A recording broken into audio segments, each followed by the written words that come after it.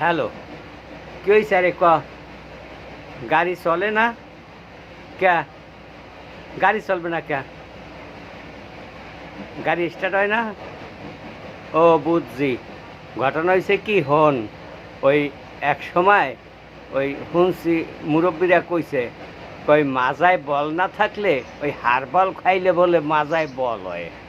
তখন তুই একটা কাম কর বাজান, তুই এই গাড়িতে একটু হারবাল দেখ।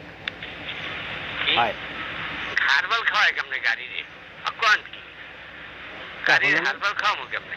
ওই ব্যাটারির মধ্যে ঢালিয়ে দে। ও ওই ব্যাটারির মধ্যে ঢালিয়ে দেবো? হয় হয়।